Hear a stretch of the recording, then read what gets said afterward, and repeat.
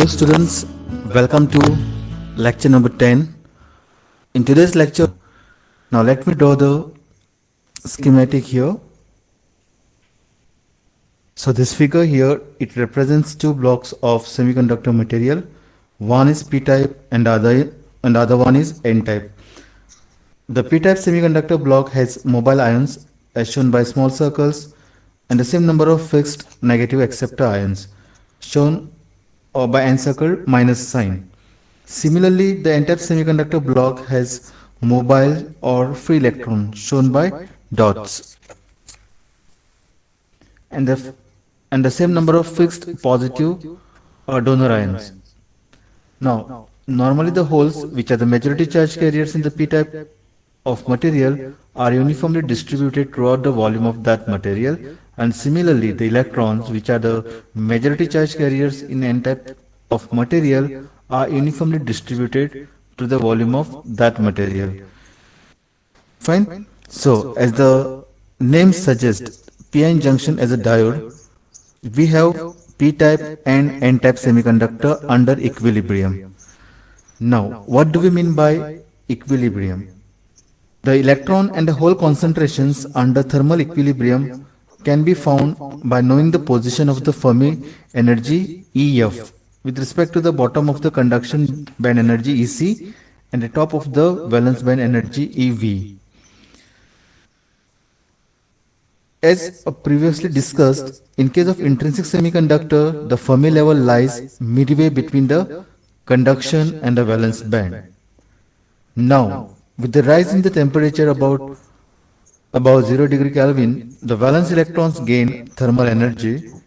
A few electrons in the valence band may gain sufficient energy to jump to the conduction band. Under this condition, an empty state or hole is generated in the valence band. In an intrinsic semiconductor, electrons and holes are generated in pairs by thermal energy so that the number of electrons in the conduction band is equal to the number of holes in the valence band. So basically what is equilibrium? So under equilibrium, there is no net current flowing in the semiconductor. So before we study the junction, let us understand p and n material. Let us take two types of semiconductor material and both are silicon. So let me draw a simplified diagram here. This as p plus type silicon material, and here we are having n type, again silicon material. This is the acceptor concentration and the donor concentration. Now, one is uniformly doped with the trivalent impurity so that it becomes p-type, and the other one is pentavalent impurity so that it becomes n-type semiconductor. The doping concentration on p side is Na, and on n-type side it is Nd. Let us assume that the doping done on p-type is on higher side, so let us represent it as p plus. The carrier concentration of p-type semiconductor is the whole concentration on p side. So let me write it as the concentration of holes p on p side under thermal equilibrium equals to Na. Na is the doping concentration on p side. So it's an acceptor. Similarly, we can write number of electrons on n side at thermal equilibrium equal to donor concentration. Now, the electron concentration on p side will be denoted as electrons on p side at thermal equilibrium will be equal to, using the mass action law, Ni square by Na, and similarly we can write here the number of holes on n side under thermal equilibrium equals to Pno equals to Ni square by Nd. Now let us draw the energy band diagram. Now in this case, the energy band gap Eg for P plus side is equal to the energy gap of N type side. So the energy band gap Eg equals to Ec minus Ev, which is the same for both N type as well as P type. Let us assume the reference Ei in the middle of the energy band gap as shown in this figure. Here, this is the reference energy level which is right at the center of intrinsic semiconductor. Now, since here this is p-type semiconductor, the energy level would be closer to EV. Fine, and let us distinguish and call it as EFP, Fermi level in the P region, and Fermi level energy of N-type semiconductor will be closer to EC. This is the least energy level of conduction band. So as compared to the p-type, here in case of n-type semiconductor, the Fermi level should be closer to the conduction band. Fine. So we can write here EC to EFN will be greater as compared to EV to EVP. Fine. Here is the level for EFP, and here it is EFN. Now this is the reason why, because the number of holes is very much greater as compared to number of electrons. Now we will find the distance from EFP to EI. So again, let me draw the diagram here. Now we know the hole concentration as, now we have discussed this equation in the topic concentration of charge carriers in semiconductor. Now we can write this difference, that is EI minus of EFP equals to KT natural log of PPO by Ni. This figure is as good as Na. Now, why are we considering this difference? If we check here this equation, the concentration of holes on P side under thermal equilibrium is a function of the difference between EI minus EFP. So we are trying to calculate this equation in terms of EI minus EFP. Similarly, for N-type semiconductor, here this is the one for P-type. Now, for N-type semiconductor, let me draw this diagram first. EI, EC, EV, and the Fermi level is closer to the conduction band. So, we can write on similar lines with a PPO, we can write number of electrons on N side under thermal equilibrium equals to Ni e raised to EFN minus EI by KT. What we are interested here is in finding the difference, because this difference decides the concentration. So we can write EFN minus EI equals to KT natural log of NNO Ni, and this term is as good as the donor concentration. These are the two important equations. Now let us bring these two blocks together to form a PN junction. Actually, this is not how the PN junction is formed. This is just for the hypothetical discussion to understand the concept. Again, let me draw the diagram. So it should be noted that the PN junction is not formed by merging the two separate P-type and N-type material. If it was done like this, then it would have resulted in the formation of a polycrystalline structure which would have not performed well. So the PN junction found in the semiconductor devices is actually formed in a single monocrystalline structure by adding carefully controlled amounts of donor and acceptor impurities. Now let us plot the concentration with the difference.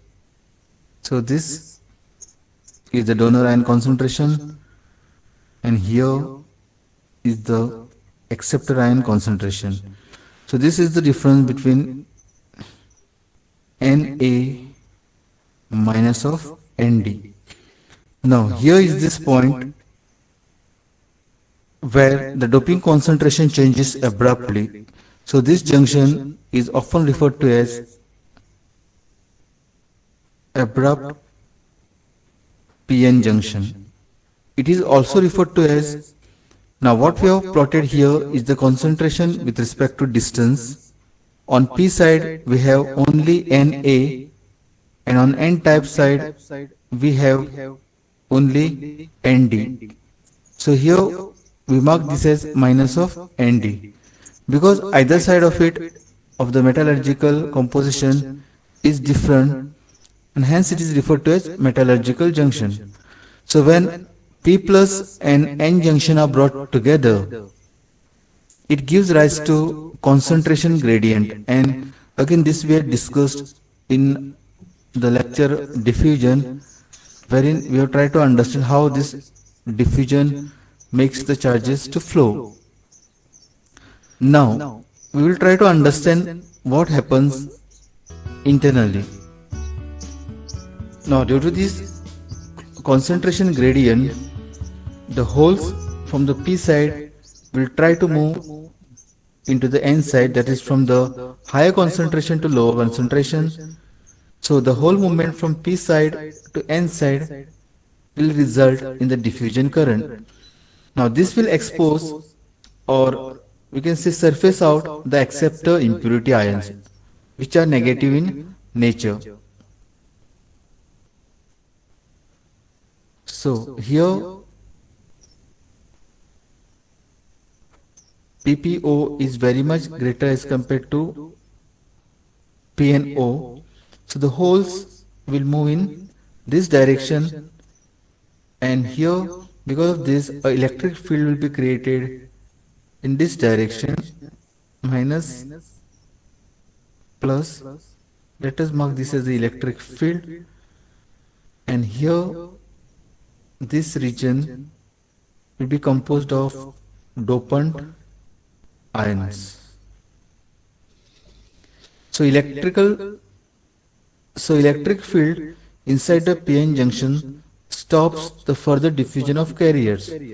The NPO will be very much small as compared to NNO. So electrons will move in this direction from the higher concentration to lower concentration, and because of which we are going to have an electric field in this direction. So this will expose the donor dopant ions which are positive in nature. Now as what we have discussed, this diffusion will not be forever. So these dopant ions will create an electric field from positive charge to negative charge, and in this case the diffusion current will be equal to drift current. Now at this point we can say the PN junction has reached equilibrium state, where there is no net current flowing to the PN junction. Now in case of equilibrium, the Fermi level should remain constant throughout the material. Now this is the most important point, so let me write here. So here is the region 1, and this part let us mark it as region 2. Now deep extreme of the N side there is no exposure of dopant ions, that is the neutral region, which means the distance between EF and EI will remain the same as we have started our discussion with. Next, the EI should be a continuous line.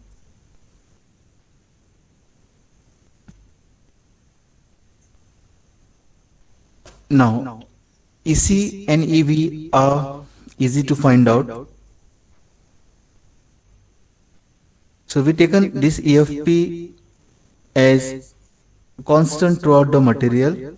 Here is the material represented, and EI is the intrinsic energy level, which is right at the center of intrinsic semiconductor. So taking this as a reference, we can complete the structure. As I said, if we know the EFP and EFN level and the intrinsic level, energy level, we can easily plot EC and EV, because we know in N-type region the Fermi level will be close to conduction band, and in case of P-type material the Fermi level will be close to the valence band. Now, this is important to understand. There will be an electric field if d of EI with respect to dx is not equal to 0. Now, in region 1, this is the region 1, and here this is the region 2. In region 1 as well as region 2, so let me mark here, this is region 1,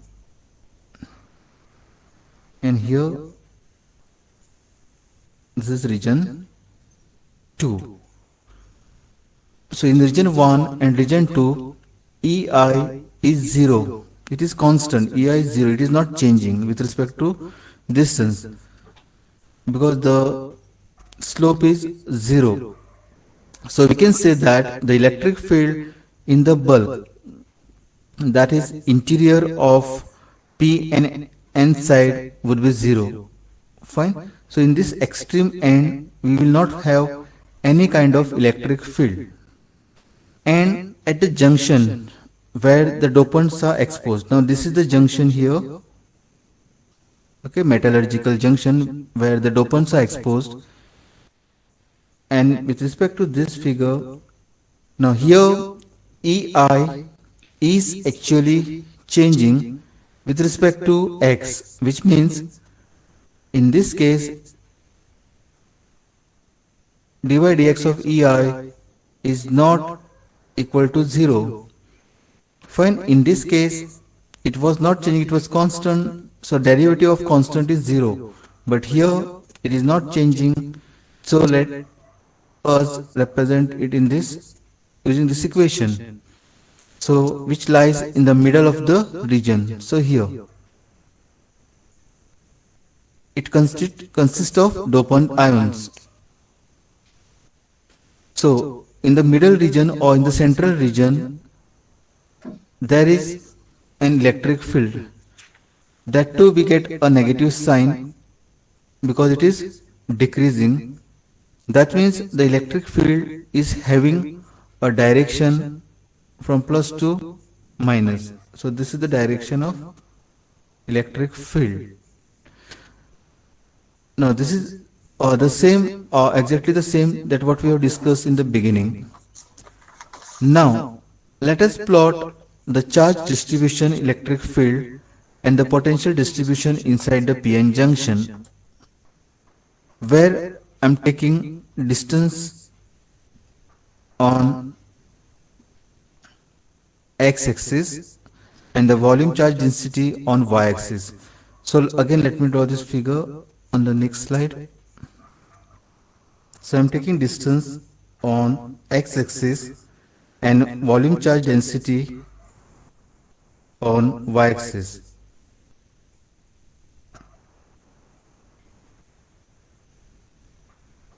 And this is how it is denoted. So in the extreme, that is region 1 and region 2, far away in the P side, the charge is neutral. So here the charge is neutral. So is the case here. Again here we are going to have a neutral charge. So the net charge is basically zero here. And as we move closer to the junction, there is a negative charge exposed. So we can plot its value as minus of QNE.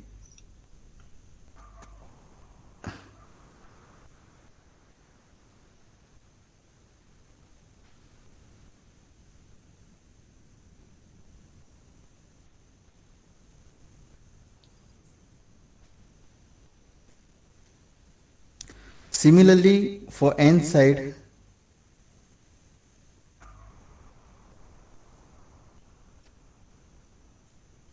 this value will be plus Q of ND. Now, this region is again neutral. This region here is neutral. These two regions are completely ionized,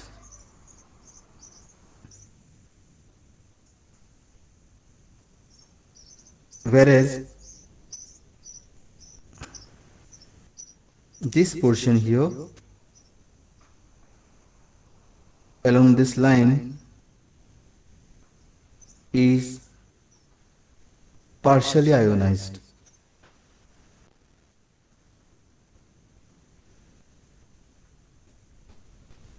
Now, but we are going to make an assumption here called depletion approximation.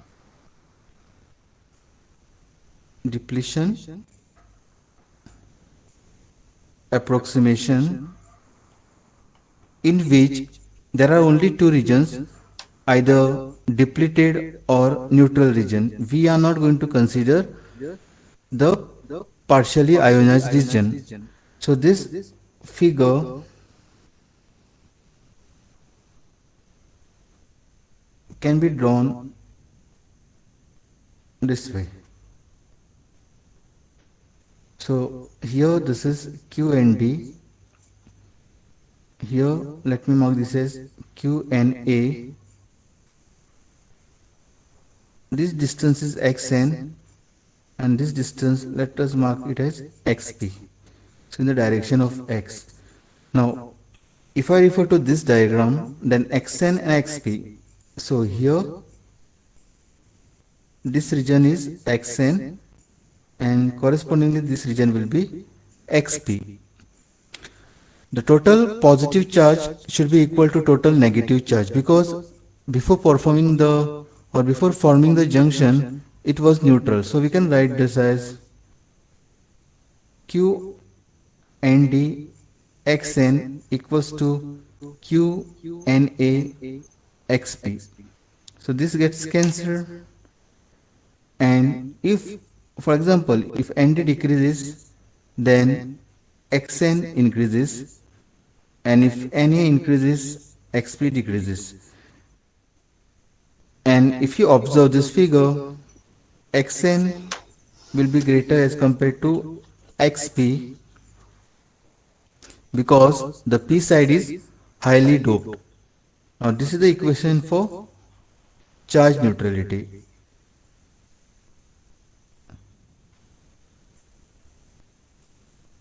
Okay. Now let us find what is the electric field